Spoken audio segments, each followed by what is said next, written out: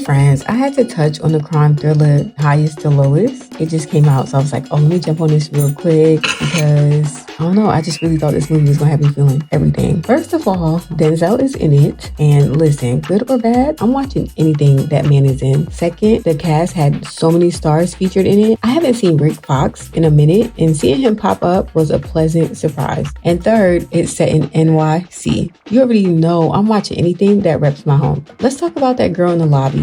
When Luther hit her with the "you again," I was like, yes, take her out. She would have been escorted out so fast because why you keep on popping up at this man's job to sing to him and he ain't signed you? Obviously it's a no. This is not American Idol. Then Ice Spice, Lord, her cameo had me confused. Her skirt was given office siren meets HR violation. Like it was, I don't know, African print, I guess. But then the skirt was a mini skirt. She had her midriff showing. I don't know. I was just like, didn't have to do that. It was cool when Nikki did it and the other woman. And it was even cool. I'm not a Kim Kardashian fan, but it was even cool when she did a few of those type of scenes and stuff or whatever. But Ice Spice, it didn't translate well. And then the scene with the boys and the Jordans who didn't know who Michael Jordan was. Ugh, the generational disconnect is real. I remember knowing legends from before my time, but that seems to have stopped with millennials. Now, let's get into the meat of it. Patrick selling his shares to David fell off, but then he's okay with selling the whole company? Make it make sense. Patrick seems so disloyal and untrustworthy. How are you willing to take the same offer from someone else?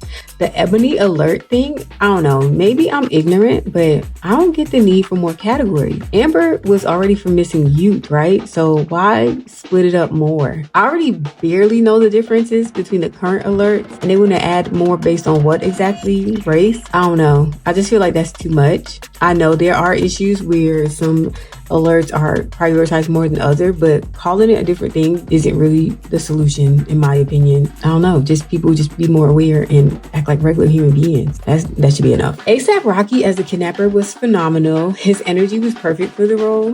David, Denzel's character, is the classic peaked in high school guy. He promised his wife they'd travel more and he'd slow down with work once their son went to college. But instead, he's out here taking loans out on their house and selling their investments to buy back controlling interest of his company because he doesn't want to give up what he worked so hard for all these years ago. Like, sir, what happened to slowing down? And let's talk about Denzel, since we're already on his character.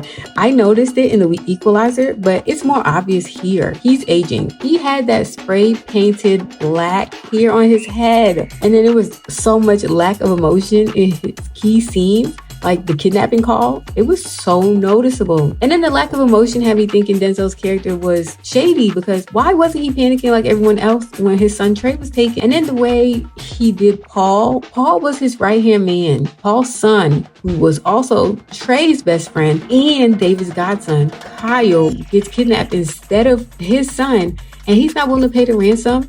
Instead, he's like, oh, let the police handle it. Meanwhile, he was ready to move heaven and earth for Trey. Even Trey said it. My dad has the best ears in the business, but the coldest heart. Even though the police said they'd be able to get the money back. And then David had the nerve to hug Paul, expecting him to be so happy when they finally decided to pay the ransom. Like, it shouldn't even taken that long. Then Trey being stressed and afraid to go back to school due to cyberbullying from social media sites and other people at the school after the kidnapping. Kids today are so exposed to a lot of things online, and people are cruel behind the screens. I'm not a fan of giving kids full internet access because they internalize things so deeply and it can be very damaging. It is hard to control what they are exposed to, and people literally bully children, and it's wild. I'm glad the movie at least mentioned it. I wish they would have went deeper with that topic, but it's better than not seeing it at all, so that's fine. This movie seems to have a lot of background moments and emoting on the screen, so there wasn't too much for me to talk about without literally spoiling the end. I did enjoy the first plot twist when Kyle was accidentally kidnapped instead of Trey. I loved that they didn't physically show A$AP Rocky until later in the movie. The perspective of the movie focusing on the family's emotional journey instead of the kidnappers